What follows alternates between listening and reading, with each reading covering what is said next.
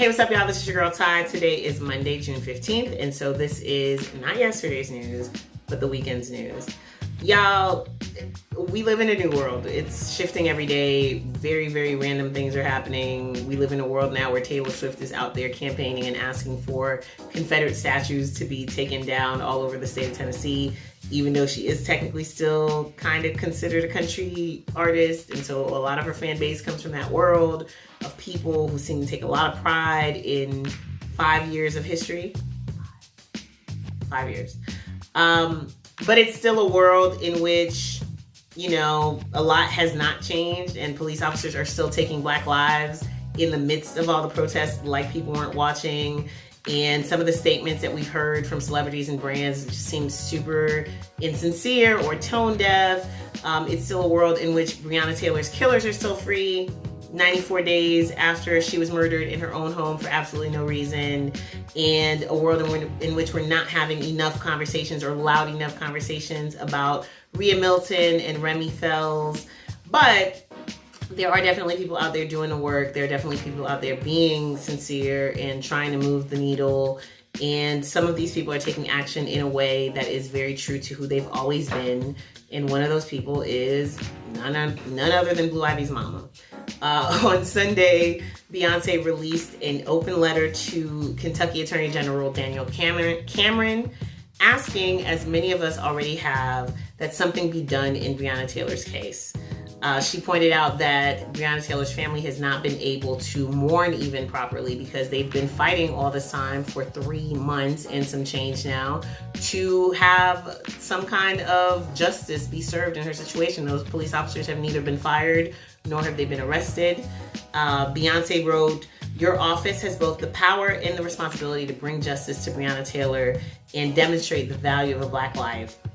And she asked that the Attorney General commit to, quote, transparency in the investigation and prosecution of officers Jonathan Mattingly, Miles Cosgrove, and Brett Hankinson. Those are the 3 officers who were responsible for shooting Breonna Taylor at least 8 times in her home, in her bed, while she slept. Beyonce also asked that the investigation go beyond Breonna Taylor's death into the Louisville Metro Police Department's practices and other cases, other similar cases. Of course, the city of Louisville did ban no-knock warrants last week, and they did name that Breonna's Law, so hopefully we're getting a little closer to some kind of action. You can read Beyonce's letter in full on her website, Beyonce.com. And since what we're fighting is systemic racism across the board, the Academy of Motion Picture Arts and Sciences announced on Friday that they'll be doing their part by assembling a task force of industry leaders to, quote, develop and implement new representation and inclusion standards for Oscars eligibility. And they're trying to do that by July 31st of this year. So what they've already implemented, though, in the meantime, is a maximum term limit on governors, so people who are kind of oversee the voting process. They have also incorporated a quarterly viewing process to ensure that the members of the Academy have an opportunity to see a wider variety of films before they get to voting. And they are now requiring mandatory unconscious bias training for all members, all the voting members of the Academy. So we'll stay tuned for that. Did y'all know all this time that TICAL was an acronym? Yes, the Method Man album from 1994. Did you know? Because I was today years old when I found out that it stands for taking into consideration all lives. That's what TICAL stands for. I thought it was just some Staten Island slang for weed, jokes on all of us. And now, because, you know, you have to, Method Man has actually launched a cannabis brand called TICAL. And according to a statement, he intends on using that to bring awareness to the social, systemic, and economic injustice in communities that have struggled with mass incarceration and racially biased pricing procedures. So obviously, as it pertains to people of color in the cannabis industry. The brand launched last week. It has 3 strains and it's currently available in 4 dispensaries in California that are all Black owned. I'm certain at least one of them ships. I don't know how these things work, but, you know, something worth looking into, or at least for those of y'all in Cali, something, you know, a new option for y'all to consider. Thanks in no small part to the release of his protest song, The Bigger Picture, and the hype beasting that it created, because y'all were hype beasting. I'm sorry, it's a really good song, but I saw a lot of crazy hot takes over the weekend. Regardless, the song has brought Lil Baby and his album My Turn back to the top of the Billboard 200 3 months after it originally debuted. So it debuted on the Billboard Hot 200 at the #1 position on March 14th, and it's back up there now. It was previously, I believe, in the 5th position. I was thrown by the fact that 3 months ago was March 14th, and I struggled with that sentence for a minute, so I didn't get a chance to go and look, but I think it was like at number 5, and with this song now it's back at the #1 position. So kudos to Lil Baby, and especially for him, you know, for the introspection and the look inward, same thing, that he did on that new joint, The Bigger Picture. Check that out if you haven't yet, if you're one of those people that's resistant to listening to the new kids and the things they have to say. All right. Well, I haven't seen a lot of people talking about this. The Oprah Town Hall meeting that I told you guys about last week drew in 11 million viewers.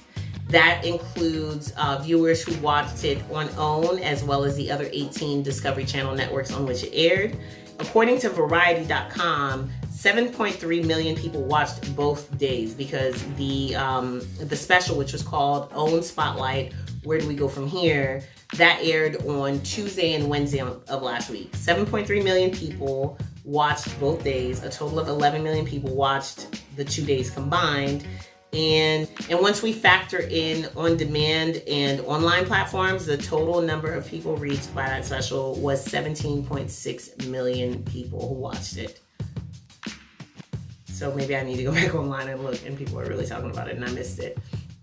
Speaking of groundbreaking viewership, YouTube is reporting that the Dear Class of 2020 special, which took place last weekend, drew in a record 665,000 concurrent viewers at the peak of the live stream. So at the very highest point, 665,000 people were tuned in at the same time. The online event had speeches from the Obamas, of course, Megan Thee Stallion, Beyonce, gang of people that addressed, you know, the graduating seniors, high school and college seniors of 2020. And within 24 hours of it airing, they had 17 million total views. Within 3 days, it was 34 million. So, but I don't think that those two numbers are YouTube records. That 665,000 on the live stream definitely is. Now, you may have noticed that there is a new remastered live Bob Marley album that was released last week. You may have not. I did, because I'm a huge live Bob Marley fan. What you might have missed, just like I did, is that YouTube actually screened the filmed version of Live at the Rainbow online. So the concert was available online on Friday, was made available online on Friday. It's 90 minutes, and it's a concert that took place in London on June 4th, 1977, which is the day after Bob Marley's album Exodus was released. The set list for the for the concert set list and the track list for the album is 13 songs long, which included 3 songs from the album Exodus and 10 other Bob Marley and the Wailers favorites, including No Woman, No Cry, Crazy Ballheads, and War, which you've probably seen quoted a lot over the last couple of weeks because it was a song written in 1976. And the lyrics are still very, very applicable in 2020. Anywho, if you missed the live stream on Friday like I did, you can actually just go back on YouTube now and watch it. It is on Bob Marley's official YouTube page, and it's about an hour and a half long. There's also a link when you go watch the video that allows you to donate to Music Care's COVID-19 relief fundraiser, and Spotify will match every donation dollar for dollar up to $10 million total. So really up to $5 million that we give, they'll match another $5 million. We finally have some details on this long-awaited Buju Banton album. It's going to be his first album in 10 years, which he's been teasing all year. And it is going to come out on June 26th. He announced that on Friday. It's called Upside Down 2020, and it features John Legend, Pharrell, Stephen Marley, and Stefflon Don, and that's it. Which is fascinating to me, because it's a really interesting mix of people. And I also feel like there's some other folks that I would have wanted to see or expected to see on this album. Maybe Damian Marley and not Steven. Me personally. But that's what it is. The track list is out. There's 20 songs on the project, 4 features like I mentioned. And on Friday, when he made the announcement of the release date for the project, he also released a new single called Blessed or Blessed. Because if y'all follow Buju on Instagram, Buju is very, very, very much speaking to the whole entire world, and that's why y'all will deal. Lastly, today, Sierra and Russell Wilson are entering the movie business. They are set to serve as executive producers of a film called Not Without Hope through their production company, Why Not You? The movie is based on a book of the same title that was released in 2010. It was written by Nick Schuyler and Jerry Longman, and it's the story of a day trip that Nick Schuyler set out on in 2009 with his best friend Will Bleakley and NFL players Marquise Cooper and Corey Smith. They left from Clearwater, Florida, headed into the Gulf of Mexico to one of their favorite fishing spots, and ran into a storm, which led to their ship capsizing.